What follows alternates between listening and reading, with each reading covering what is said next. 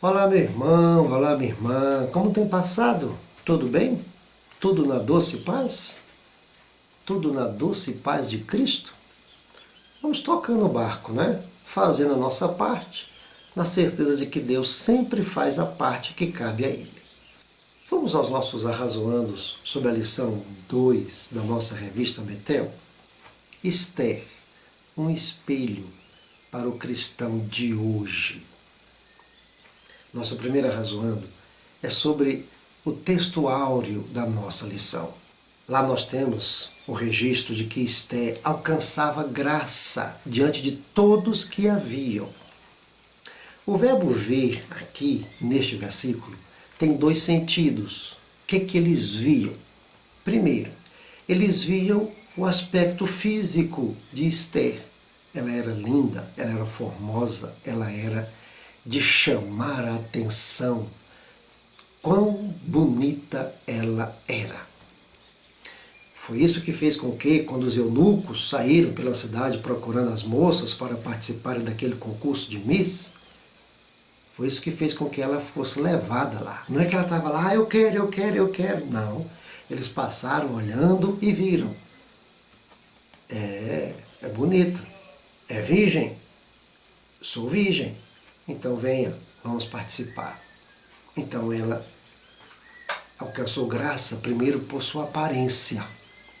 Segundo, porque eles viam nela o que não viam em qualquer outra mulher.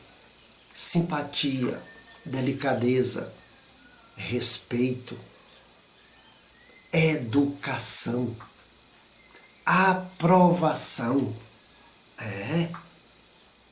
Não foi só porque ela era bela. Porque era bela, sim, claro, que chamou a atenção. Mas quem se aproximava dela via que ela era muito mais educada, fina, respeitadora do que bela. Samuel também alcançou favor diante de Deus e dos homens. É o mesmo sentido aqui de graça. Claro que não por sua beleza física, mas porque também era aprovado por Deus. Jesus também, nós temos lá, Lucas deixa o registro, que ele alcançou graça diante de Deus e dos homens. E Jesus também, não por causa da sua beleza física. Sua beleza física não o destacava no meio da multidão. O que destacava Jesus no meio da multidão e no meio das multidões era a sua beleza interna. O prazer de as pessoas quererem estar com ele. O desafio que vemos aqui, para mim, para você, meu irmão, minha irmã, é o seguinte: nós somos sal da terra e somos luz do mundo. E as pessoas precisam gostar de estar próximas a nós. Então, o nosso sal não pode salgar demais. Você vê que Jesus raramente salgou demais. No mais das vezes, ele salgou no justo termo. Vinde a mim, todos vós que estáis cansados e sobrecarregados, e eu vos aliviarei. Mulher, perdoados estão os teus pecados, vai, não peques mais. Mas de vez em quando era sal, e era sal pesado, raça de víboras. Ai de vós, escribas e fariseus hipócritas. Não era o tempo todo sal demais, porque ninguém aguenta. Tem que ser sal no justo termo. De vez em quando, muito sal, pega pesado. Jesus fez assim. Por isso ele atraía as multidões. Nós somos luz, mas também a nossa luz não pode ser uma luz que faça com que as pessoas fiquem candeadas na nossa frente, não. É uma luz que brilha nas trevas. É uma luz que afugenta as trevas e não a luz que afugenta as pessoas. A metáfora aqui é a seguinte: se eu sou sal demais ou luz demais, eu sou santo demais. E aí as pessoas não vão nem poder se aproximar de mim. Eu sou santo demais no sentido negativo, porque ninguém foi ou jamais será tão santo quanto Jesus. E as pessoas gostavam de estar perto dele. Quem não gostava de estar perto dele, o problema não era dele, o problema era das pessoas. A tristeza hoje é que às vezes nós afugentamos as pessoas com o nosso modo de ser, porque dizemos que somos sal e precisamos ser salgados. Dizemos que somos luz e vivemos nas trevas. Dizemos que servimos a Deus e damos testemunhos de que servimos ao diabo. E aí as pessoas não vão se aproximar de nós. A minha oração, meu irmão, minha irmã, é que eu e você, é que nós alcancemos graça diante de Deus e também dos homens. Que os homens queiram se aproximar de mim e de você, porque nós temos Deus na nossa vida. Nossa segunda razoando é para falarmos sobre a simbologia entre Amã e Satanás. Amã queria destruir o povo de Deus. Agora, se o povo de Deus fosse destruído, de onde viria o Messias que salvaria a humanidade? Deus precisava do seu povo preservado, porque era do seu povo que viria o Messias. Se Amã queria destruir o povo de Deus, consciente ou inconscientemente, Amã estava sendo instrumento de Satanás, representando o próprio Satanás, para destruir o povo de Deus. Destruído o povo de Deus, não teria o plano da salvação. Deus preservou o seu povo para preservar o seu projeto. Para que o seu projeto fosse concretizado, o seu povo teve que jejuar e orar. Da mesma forma, hoje, o projeto de Deus é de salvação de todos os homens. Lá, Esther falou, olha, peça ao povo para jejuar e orar por mim durante 3 dias. E aí eu vou entrar na presença do rei e vou arriscar a minha vida para salvação do povo. É com jejum e oração que nós vamos realizar os propósitos de Deus. É com jejum e oração que nós vamos vencer Satanás e seus demônios. É com jejum e oração que nós vamos vencer no mundo espiritual. E uma coisa que está entristecendo tantos hoje é que em muitas de nossas igrejas já não existem reuniões de oração. Orar. Vigílias raras. E quando temos, é muita música, muito testemunho e pouca oração. É jejum e oração para a realização dos projetos de Deus. É oração e jejum, é autoridade espiritual, é graça de Deus na vida, é poder de Deus na vida. E aí eu te pergunto, e eu me pergunto, quantos jejuns nós fazemos por semana, por mês, por bimestre, por trimestre, por semestre, por ano? Quantos jejuns? Jejum não é para imprensar Deus na parede, eu quero, então eu vou jejuar para que tu me des. Não. Jejum não é para colocar Deus em xeque. Oração não é para provocar Deus. Jejum e oração é para dizer, Senhor, seja feita a tua vontade na minha vida e na vida do teu povo, na vida do meu país, na vida dos representantes desta nação, na vida de todos os seres da face da terra. Oh, meu irmão, nós precisamos voltar à prática do jejum e da oração. Precisamos orar mais, jejuar mais, orar mais. É assim que venceremos as forças das trevas. Esther foi aprovada diante do rei, porque o povo e ela e Mardoqueu, todos estavam em jejum e oração. É com jejum e oração que vencemos Amã. É com jejum e oração que Amã vai para a forca. É com jejum e oração que o povo é preservado. É com jejum e oração que o plano de Deus se realiza. É com jejum e oração que Satanás é vencido. Nosso terceiro arrazoando é para pensarmos bem aqui. Nós somos realmente peregrinos nesta terra ou não? Quando Esther foi levada para a cidade de Assuero, ela foi levada e todo o povo como escravos. Então, como escravos, somos peregrinos. Estamos fora da nossa terra, fora do nosso povo. Estamos largados, não temos privilégios, não temos valor, não temos honra, não temos respeito, não temos nada. Então, eu sou peregrino aqui. Mais tarde, Esther se torna rainha e muito amada do rei. E agora? Ela continua peregrina? Ou agora o reino dela é neste mundo? Ela continuou peregrina. Este é um exemplo para mim e para você hoje.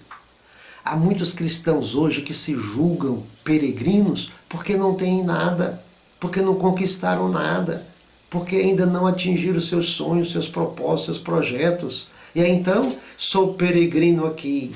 Agora, quando consegue qualquer coisa, um salário melhor, um emprego melhor, uma posição melhor, um carro melhor, uma casa melhor, uma coisa física melhor, pronto, o meu reino já é neste mundo. Não sou mais peregrino, não. E ainda que diga que é peregrino, suas ações revelam que não são peregrinos, porque estão presos a este mundo. Presos. Sabia, meu irmão, minha irmã, que muitos de nós, servos do Senhor, precisamos viver sem para que possamos ser peregrinos? Porque se vivermos com, deixamos de ser peregrinos e achamos que o nosso reino é neste mundo e vivemos como se daqui não fôssemos sair e vivemos como se daqui nunca iremos para a nossa real pátria. Ou seja, o mundo passa a ser a nossa pátria. Enquanto escravos, é fácil. Mas, como rainha, não, meu reino é aqui agora, quem manda sou eu sou a preferida do rei, eu mando. Ele falou que se eu quiser, eu posso pedir a ele até a metade do reino dele. E aí sim, aí é que eu vou reinar, aí é que eu vou ter as coisas aqui nesta terra, aí eu vou ter tudo. Somos peregrinos aqui, meu irmão.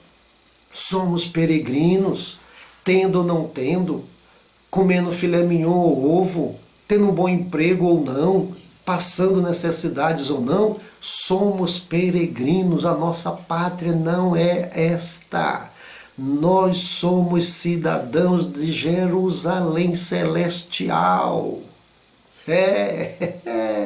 E por melhor que seja este mundo aqui, não se compara com o que nós teremos lá.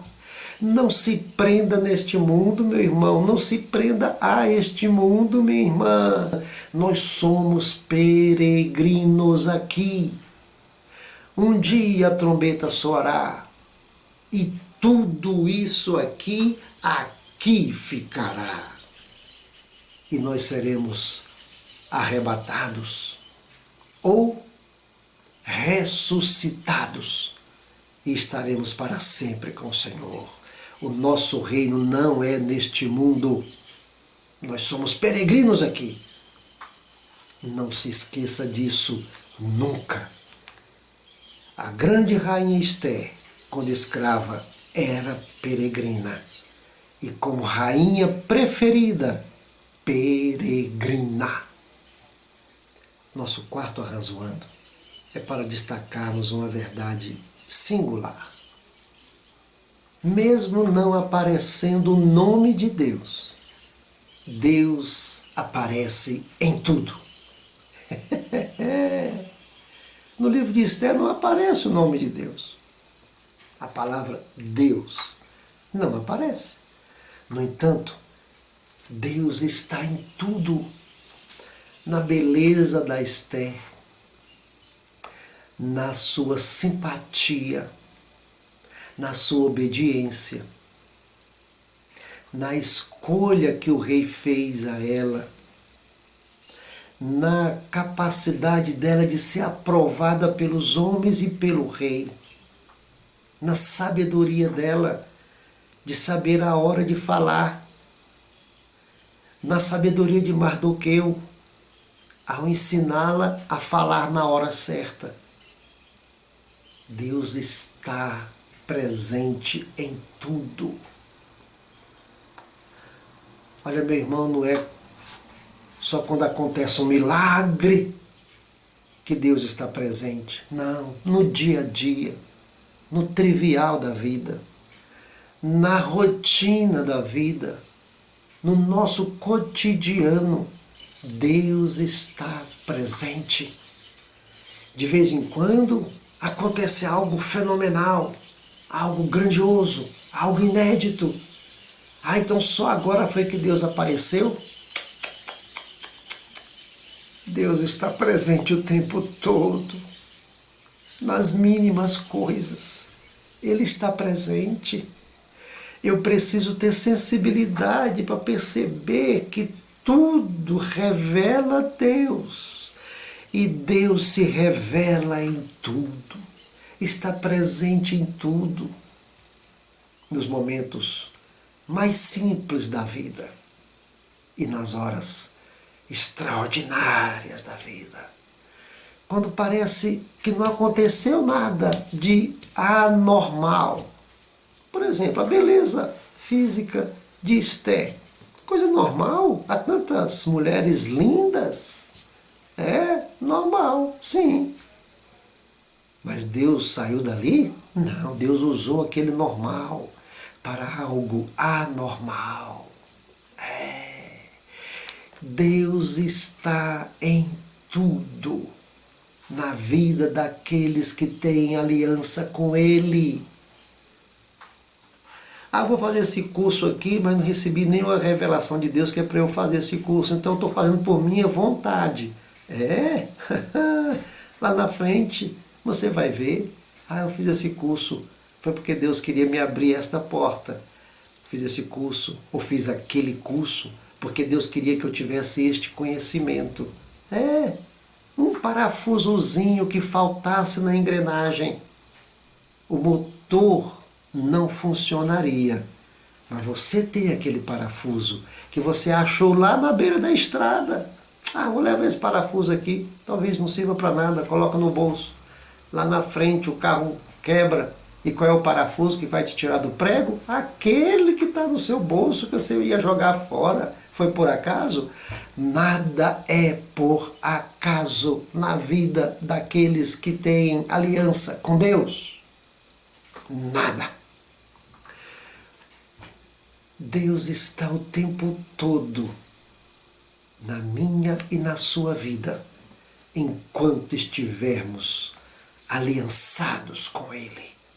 E mesmo que pareça que não, Ele está lá, agindo, atuando, dirigindo, direcionando, oportunizando, abrindo portas, fazendo o que tem que ser feito, ainda que não apareça com trovões e relâmpagos e fogo. Mas Ele está lá na brisa. Ele está. Porque eu e você temos compromisso com Ele. Ele tem compromisso comigo e contigo. Nosso quinto arrazoando é para dizermos o seguinte: Deus tem propósitos na vida de todos nós. Agora, existem propósitos de Deus que são para que muitas pessoas vejam. E existem propósitos de Deus para algumas pessoas que são para que poucas pessoas vejam. E aí, qual o problema? Ah, não, eu queria um propósito igual ao propósito que Deus teve na vida de Esther. Todos viram a sua beleza, todos viram a sua simpatia e todos viram o que foi que ela fez pelo povo de Deus. É grande propósito de Deus na vida de Esther, não é? Claro que sim, eu concordo com você. Mas e Mardoqueu? Propósito menor, não foi? Mas você sabe a significância daquele propósito. Foi ele que criou Esther.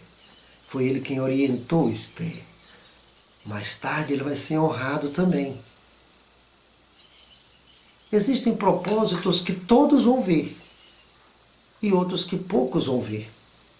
Vamos pegar outro exemplo aqui. O grande apóstolo Paulo. Que propósito fenomenal de Deus na vida de um homem, hein? Agora me diga aí, quem seria Paulo sem Judas? Aquele Judas que o recebeu em sua casa, cego, sem saber para onde ir. O que seria de Paulo sem Ananias, que foi lá orar por ele? O que seria de Paulo sem Barnabé, que o apresentou aos apóstolos? Mas o que Deus fez através de Paulo foi muito maior do que o que Deus fez na vida dos outros. Não! O que Deus fez na vida de Paulo foi tão grande quanto o que Deus fez na vida de Judas, de Ananias, de Barnabé. Tão grande. Depende da nossa maneira de interpretar as coisas. E eu interpreto assim.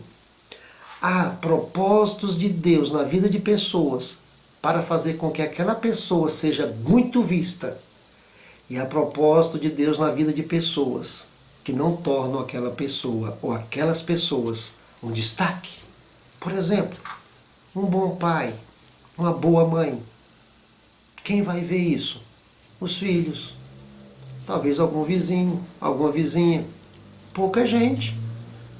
Mas que ministério maravilhoso, não foi? Uma pessoa que se dedica a interceder, a intercessão. Quem vê? A Bíblia diz que Deus vê a oração feita em oculto. Mas que ministériozinho velho que não tem valor, ninguém vê. Que isso? Quantas decisões por Cristo foram alcançadas ali, aos pés do Senhor, em gemidos intercessórios. Quantas libertações, quantos milagres foram alcançados lá e ninguém viu. O que interessa, meu irmão, não é que o que você vai fazer para Deus será visto por todos, ou se será visto por alguns, ou até mesmo por ninguém. O certo é o seguinte, é projeto de Deus na sua vida. Então é aquilo que Deus queria que você fizesse, é aquilo que Deus queria que eu fizesse. E você sabe qual é o melhor lugar do mundo? É estar no lugar que Deus quer que nós estejamos. Aquele é o melhor lugar. Alguns vão lá para o holofote, para serem destaques. Outros não, ficarão atrás do pano. Qual é o mais importante? A questão não é esta. A questão é, eu sou importante para Deus e Ele me escolheu para fazer isso aqui e eu faço com toda a minha alma. Eu sou importante para Ele. E não vou ficar discutindo com ninguém isso não. Eu não vou ficar querendo fazer o que o outro faz não, porque é para o outro fazer. O que eu faço é para eu fazer. O que ele faz é para ele fazer. O certo é que somos instrumentos de Deus para revelarmos Deus. Para que todos vejam ou para que poucos vejam. Ou ainda, para que apenas Deus veja. Esther se destacou muito. Mardoqueu se destacou muito. Mas qual o nome daqueles que jejuaram e oraram? 3 dias. Jejum e oração, 3 dias. Qual o nome deles? Ninguém sabe. Deus sabe. A rainha Esté triunfou diante de Assuero, Mardoqueu triunfou diante de Amã, mas quem estava na oração e no jejum, qual o nome deles? Mardoqueu triunfou, glória a Deus. Esté triunfou, glória a Deus. Eu orei, ninguém sabe meu nome, glória a Deus. Importa que a obra de Deus seja feita e que eu faça o que cabe a mim fazer. E que você faça o que cabe a você fazer, que nós façamos o que cabe a nós fazermos, para que a glória de Deus apareça na terra, para que seus planos sejam preservados, para que seus planos sejam concretizados, para que Satanás seja derrotado e para que a igreja triunfe na terra. Grande chamada, pequena chamada, não interessa, interessa que eu sou chamado por Deus, e você é chamado por Deus. Nós temos uma missão que Ele nos deu, e eu quero realizar esta missão com toda a minha alma.